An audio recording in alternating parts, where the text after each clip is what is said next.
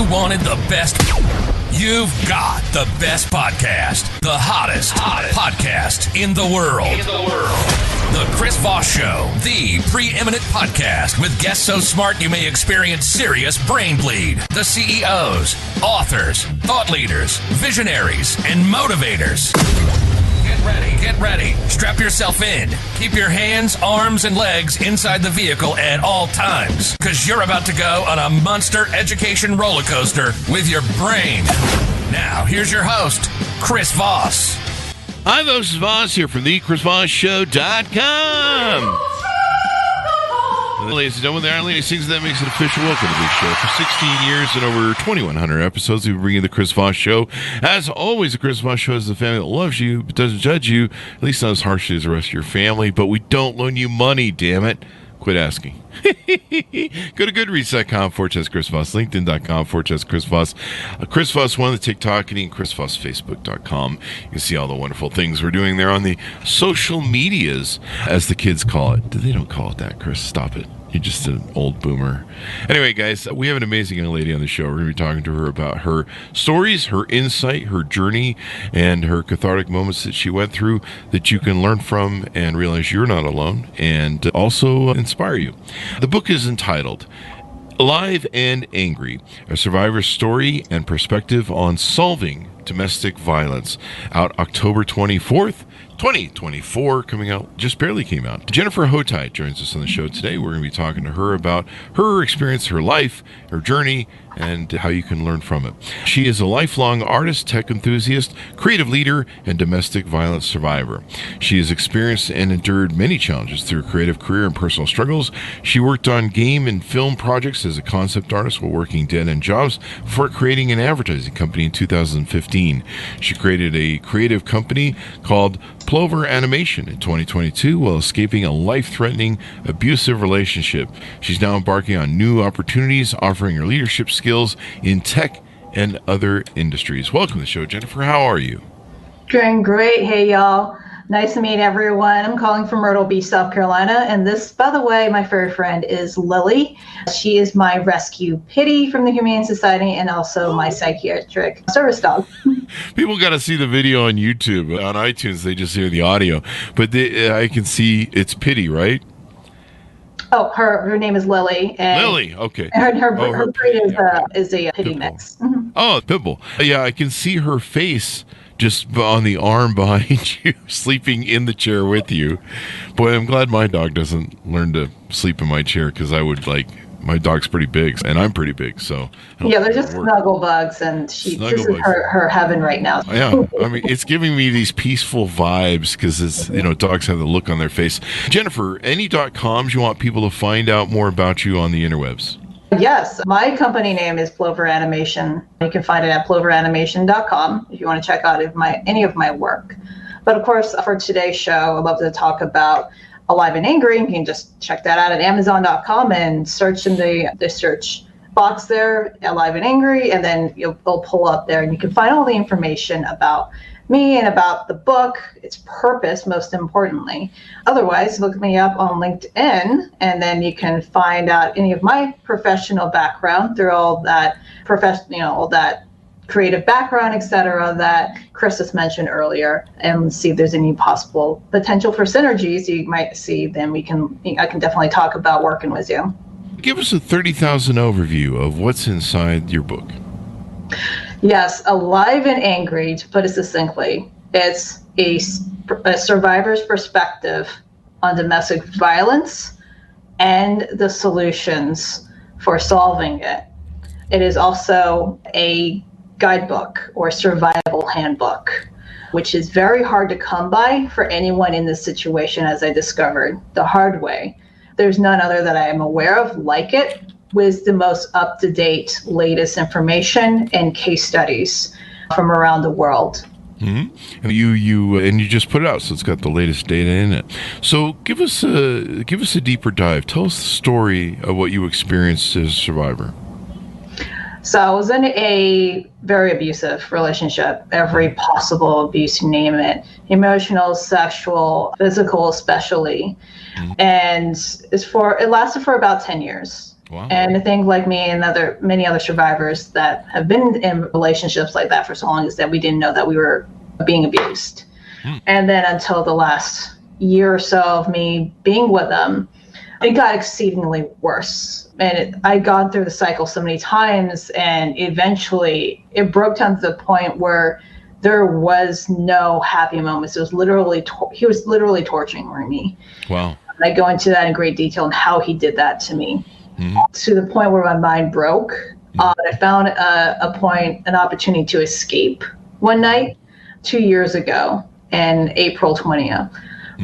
And I was able to do that, call 911, get out, and then never see him again face to face until our court date a few months later, where I got a protective order for him.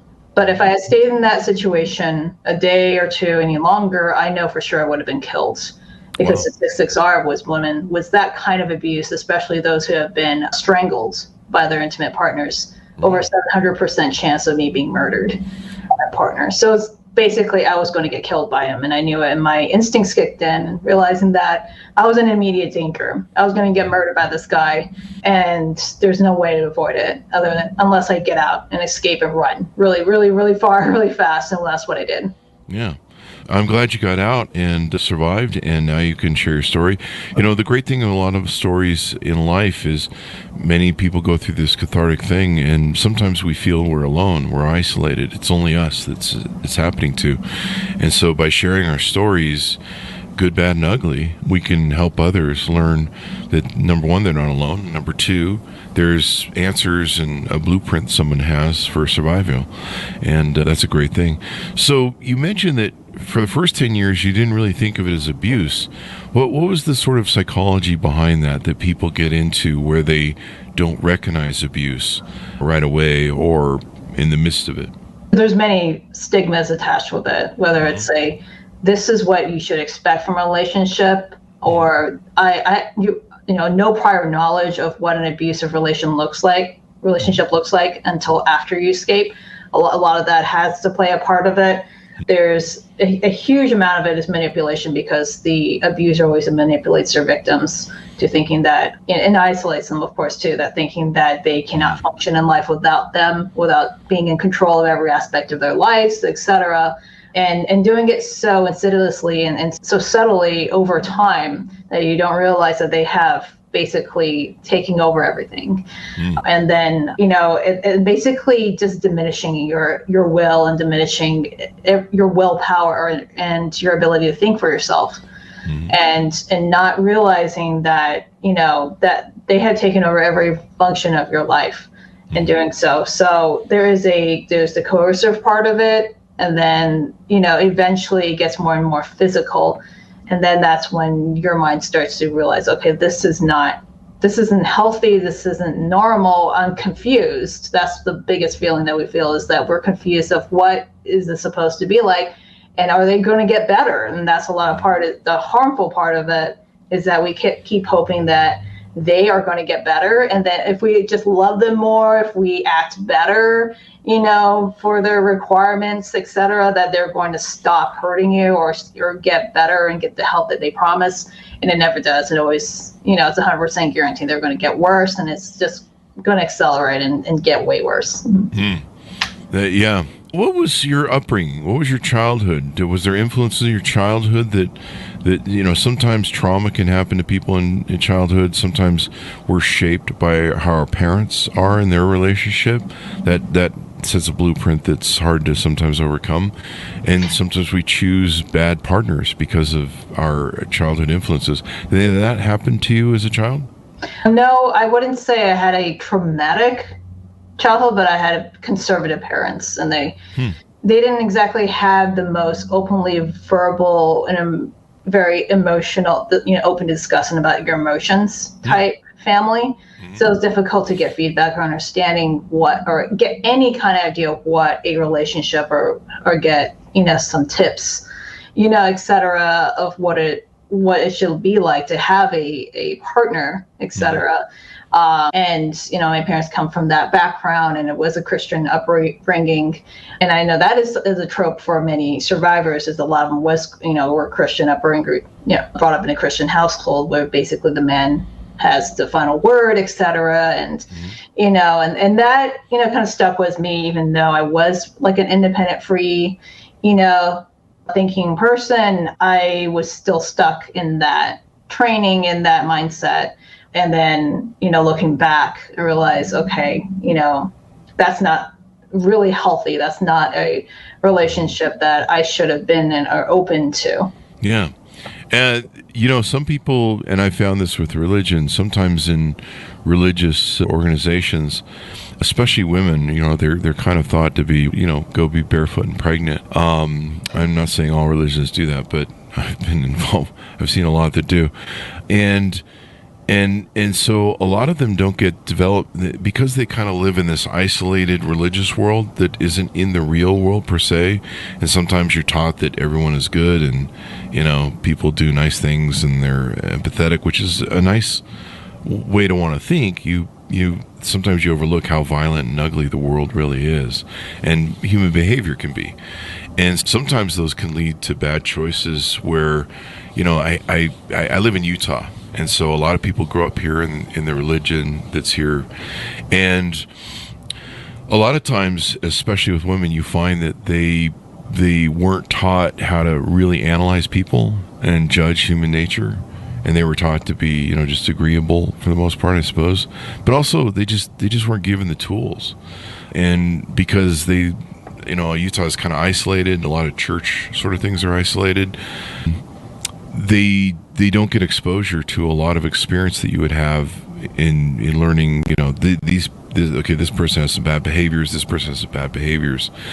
And I see a lot of consistency in poor choices, in men being picked, partners being picked. I mean, it goes both ways. But I don't know if you have any thoughts on some of that, but sometimes that I see it as a continuum, and I'm 50 years old seeing people that have done this for 40 years where they pick bad partners, and a lot of it comes from just a naivete.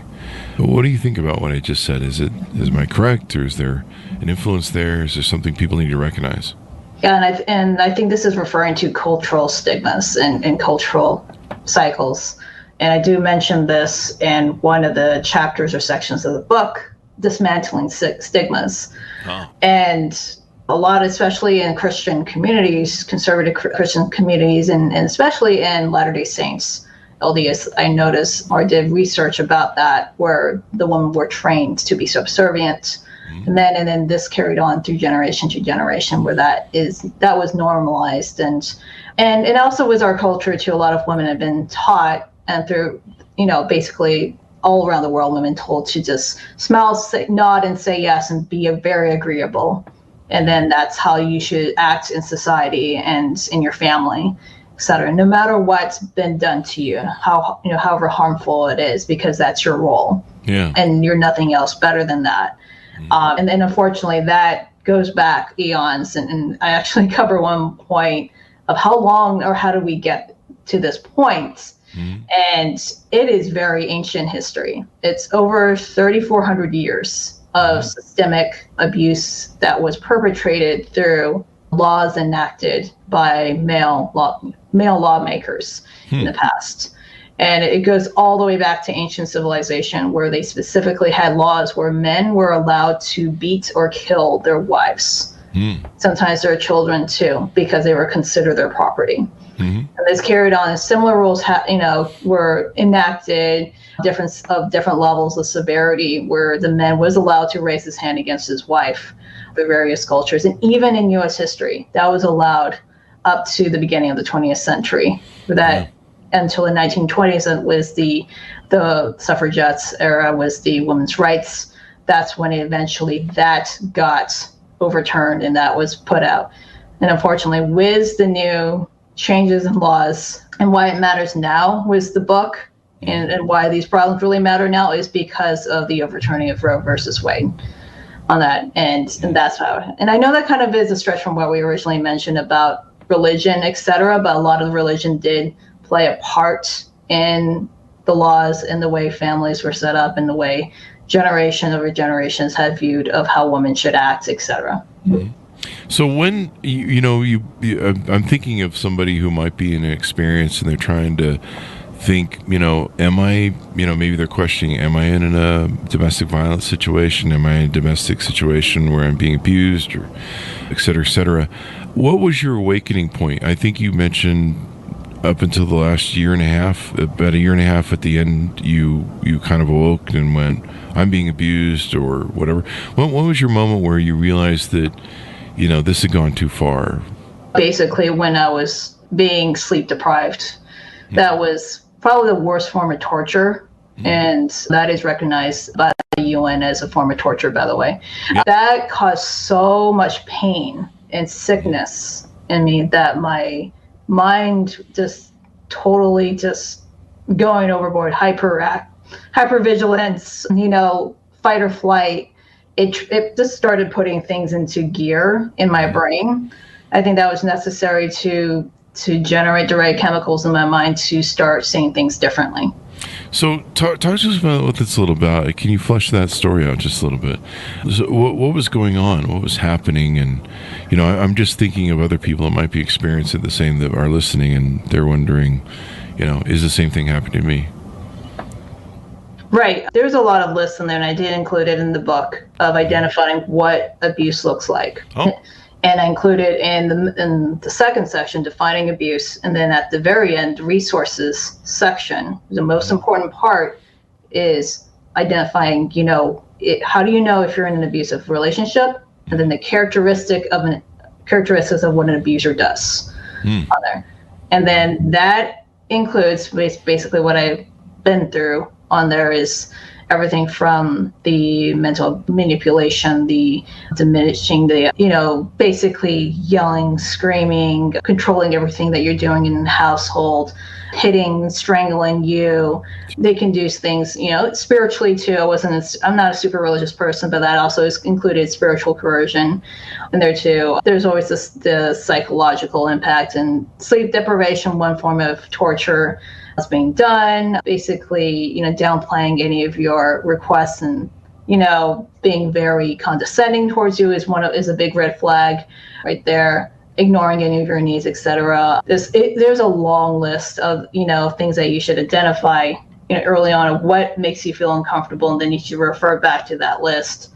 And I want to find that particular list on my document of this book, because it's super important that everyone understands these signs. Yeah. Because you need to be able to recognize, what's happening. You mentioned too, I'll stall a little here for you when you find the list. You mentioned too the isolation. So I've seen both men and women get involved in relationships where their partner starts isolating them very quickly. It usually starts with their friends. I don't like your friends. I've had guys come to me and go, yeah, she won't let me be friends with you anymore, man. So we can't be friends because you're a bad influence, she says. And I'm like, okay, all right, have fun with that, man. I mean, if I had $1 for every story of that, I'd probably be worth a few thousand. And it happens to both men and women. It's kind of what they do. And then they isolate you from your family. Oh, I don't like your mom.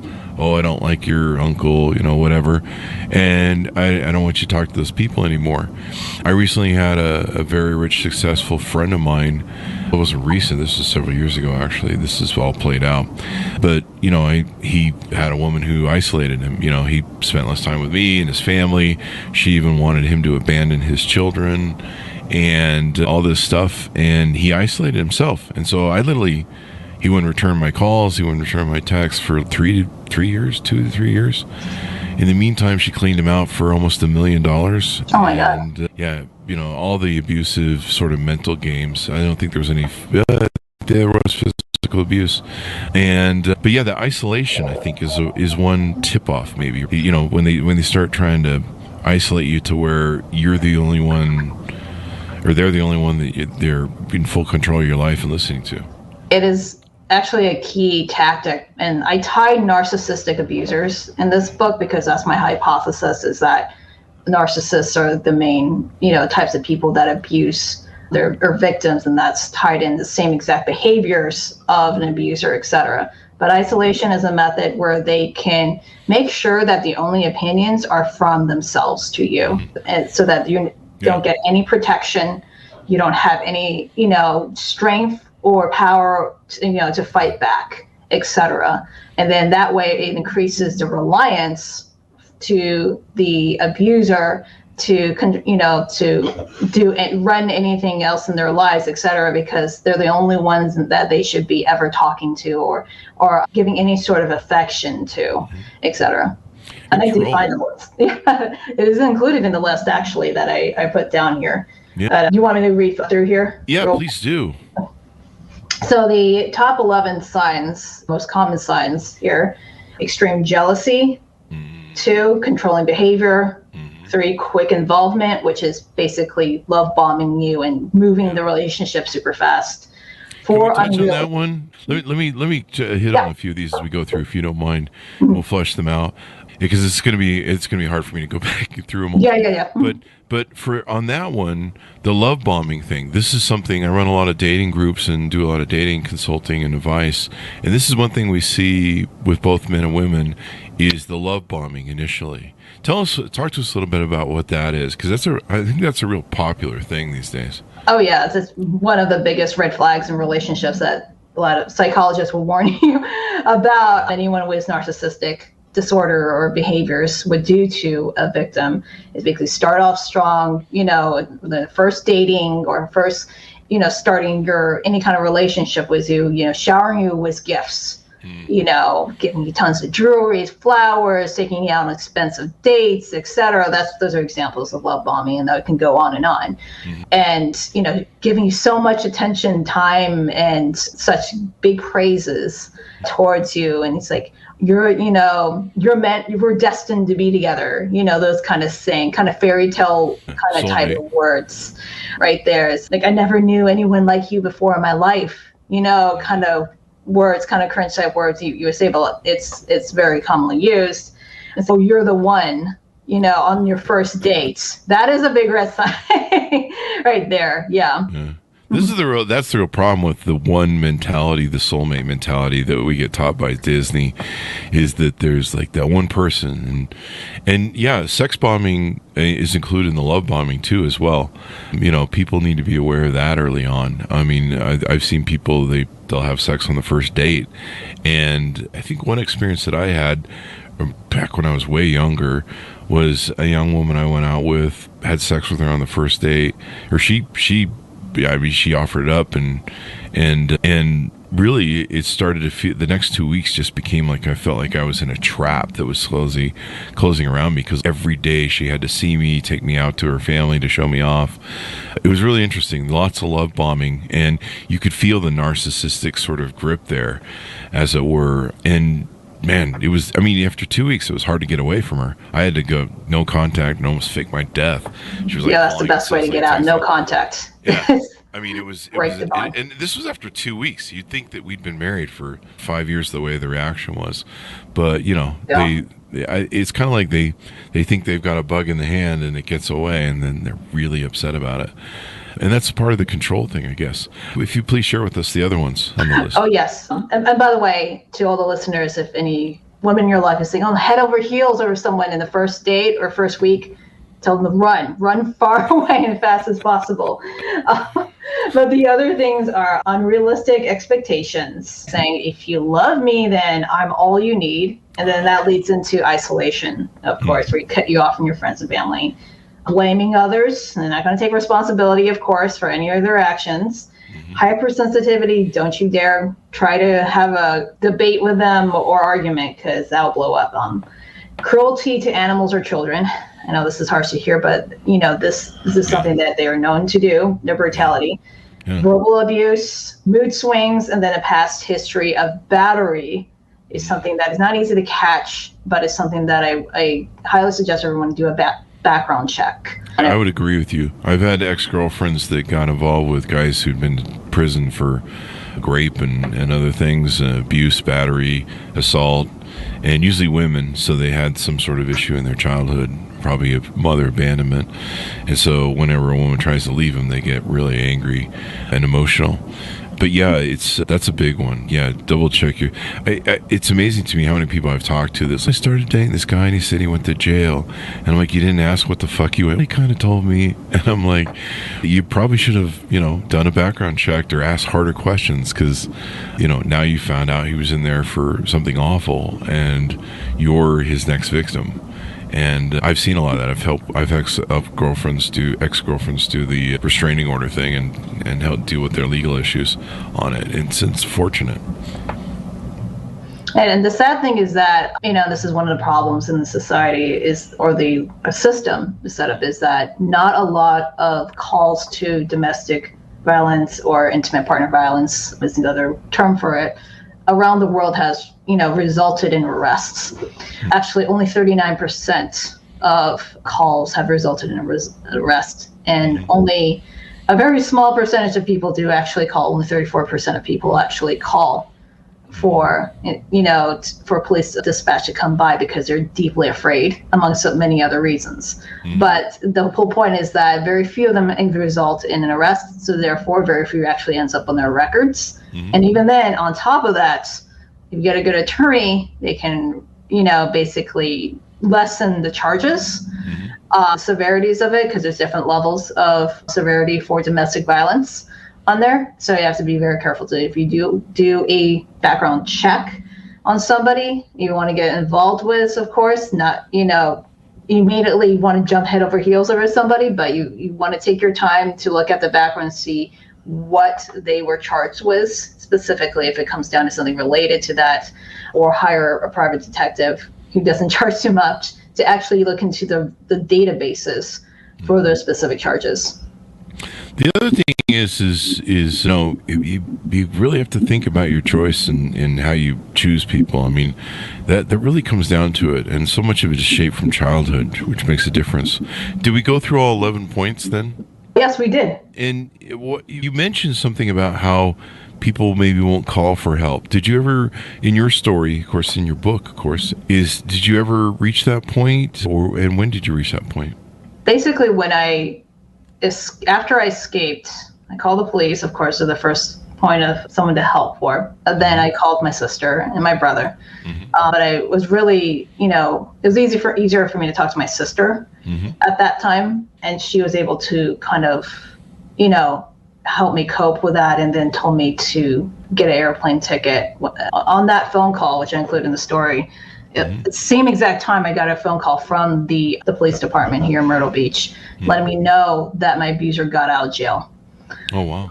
So during that same time, I switched the phone line over to my sister, and as soon as she heard that, said, get out, get an airline ticket. And I did that so fast. Like, I don't remember how fast I did that. And then I grabbed everything as fast as possible and asked for a police dispatch to be at my house, and then I left. Because I knew if I stuck around, he would do what he promised to do, which was basically murder me in the worst way possible. So I'm not going to stick around for that. But that was the most terrifying time in my life, was knowing that someone was getting out of jail, knowing what you did to put them in that position, and then telling you that they would do something to you if you do. Basically the fear of punishment like that is so high, and most people do not, and especially women who had, financial, abuse, which in a lot of forms of abuse is removing all the forms of resources, credit cards, or money in the relationship.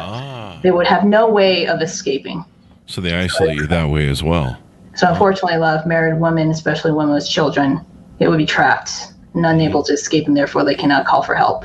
Yeah. It basically is treated as a hostage situation, which I do compare in there. I even put a Venn diagram showing experiences. Here's the same differences between a hostage situation and a domestic violence case right here. And basically it's mostly the same thing. The same situation right there, except the way the law enforcement treats them way more severe than compared to domestic violence abusers. So that is the sad truth of it.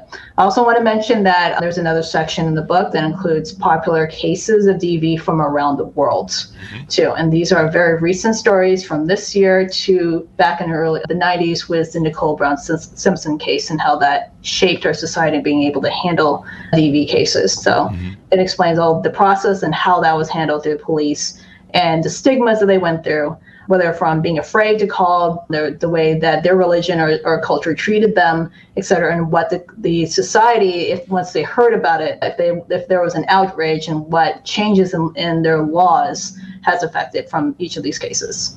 It includes solutions as well. So you've got a pitch deck that outlines actionable ways to combat domestic violence and survivor stories. So you give people the tools that they can use to combat domestic violence and maybe, not only recognize that they're in a situation, but how to get out of it. The entrepreneurial part of me wanted to do something that was way different than any other book. And this is basically, just like on Shark Tank, you have a problem that you address and you have the solutions on there. And so I go into great detail. Here are the main problems of society, starting from 1 in 3 women have experienced or going to experience DV in their lifetime, globally, et cetera. 1,300 women die annually in the U.S. alone from DV-related cases, and it goes on all these different reasons, to over $3 trillion that is spent by the U.S. alone on basically on the financial burden for survivors or victims of DV cases, just to appeal to people on all different levels. If they're not appealed by the stress and pain and the deaths, then there may be distressed by the economic burdens that causes the economy. And there, see what I did there. So, and then I went in down there explaining, okay, and here's why it matters. Like you mentioned, Roe versus Wade overturning it, that basically caused a 99% increase in reproductive coercion for victims. And then we're seeing a 33% increase in DV cases since COVID. Since the lockdown from the pandemic, that was like pouring gasoline on fire for all the new DV cases. You may know why, because of all being stuck together, isolated, and that really, really, really pumped things up for all the calls coming in. And then that leads into, here's a detailed list of different aspects, from improving our law enforcement to law reform, new laws being put in place. Here's the technology part. So I also include everything from implementing a global domestic abuser registry, which has been suggested by a U.S. lawmaker before, but has been ignored. But I really think that should be put into place. So it's, like a sex offender registry for domestic abusers. And we really need one. And then also going into, here's how the system should be improved. Here's how we can improve that with AI, blockchain, et cetera, and include a chart and explaining with a mind map how the different systems would work in there. So that's my technology background, going into here's how we can actually do, here's how the system will work. And of course, I go into great detail of different costs and everything. And there are new other solutions, such as having a safe community, kind of like an Airbnb, but for survivors, et cetera, with sustainable communities, et cetera. So I go on and on with all these different possible solutions, in the hopes that if there's a lawmaker or somebody who is an advocate might want to do at least one of these solutions here, then that would help reduce the number of deaths in this country or around the world, and also make people less afraid to call to get to help, that they know that there is actually more resources out there to help them escape, and then also resources for them to survive and have a good quality of life afterwards. I'm glad you give them the tools to, help them identify, give them the tools. You collect on stories around the world, you said. Do you want to tease out a couple of the stories? Yes, actually the closest one here, literally in Myrtle Beach, where I live. I want to acknowledge the victim, Micah Francis. Her married name was Micah Miller. She was married to a pastor here. If you have heard of the story, it was in Maine National News earlier this new year. Basically, the outcome of her enduring of repeated abuse, such as stalking and control, grooming, sexual abuse, etc., the whole list, everything she endured from him, an alleged, I'm going to say alleged just to be officially legal, from him, all the police reports ended up was a gunshot to her head. Oh no! In North Carolina. So there was a huge outrage, justice for Micah, hashtag that's been going around in her. But the whole point is that this case raised concern for why the coercive control law, or the coercive control bill, that was brought to attention to South Carolina Senate was ignored since 2020. Wow. And the family attorney for Micah Francis's family has been fighting for it. But the whole point is this coercive control law bill has been addressed to different states throughout the country in the U.S.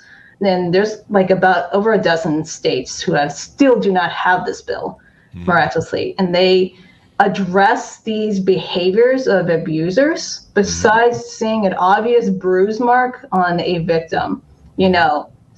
Every other possible ways of abuse should be, addressed. Otherwise, you're being called out. These police dispatchers are being called out to these cases, and they can't do anything, or they can't they can't. There's no way to put them in jail or protected. So if this law was put into place, you're going to save so many lives from there. So there's a lot of different cases around the world that are similar to that. Manipulation, stalking, etc. Some countries have some laws in place to put into it, but most countries don't. On it, I cover things from the UK to South Africa, Japan to Canada, many cases in the US too. But basically, my whole point is that there are laws that need to be brought into attention that would help definitely protect these women or victims in these cases. And I'm sure it would protect men as well, but I just want to mention women because they are the most vulnerable in these situations. Yeah. I would say everyone is. I mean, a human being vulnerable is vulnerable. I've experienced physical abuse from women. I dated an alcoholic for a while who loved to hit, never hit her back, always had to fold my arms and deal with it. But, we get in these situations with people where they have problems, and sadly, we get involved with them, and it's not always good. And sometimes the best thing to do after that is to go into therapy and find out why you choose sometimes these people and why you find you're susceptible to it. Therapy is so important, and I highly recommend it for everybody. So give us your final thoughts as we go out on the book and where people can find you on the internet. Yes, basically, if you're involved in the community and any standpoint, have a woman in your life, or a daughter, niece, someone coming of age, please have them read this book. It may save their life. If you are in the school system, anywhere from, I recommend 16 and up, so high school to college, please purchase copies of this book and have it in your library. Because this is something that doesn't exist, and I wish it existed for me when I was a teenager. You can go on Amazon.com. It's available as an ebook, paperback, or hardback, and please share it with at least one person that you know so that you can help raise awareness. There you go. Thank you very much for coming on the show, Jennifer. Really appreciate it. And thank you for sharing your story as well. Thank you so much for having me, Chris. Thank you. And thanks, for for tuning in. Order up the book wherever fine books are sold. It's called Alive and Angry, a survivor's story and perspective on solving domestic violence. Let's all be good to each other, folks, as we always say in the show. Go to goodreads.com/Chris Voss, LinkedIn.com/Chris Voss, Chris Voss1, the TikTokity, and all those crazy places on the internet. Be good to each other. Stay safe, and we'll see you guys next time. And that should have us out. Yeah, definitely. There we are. All right.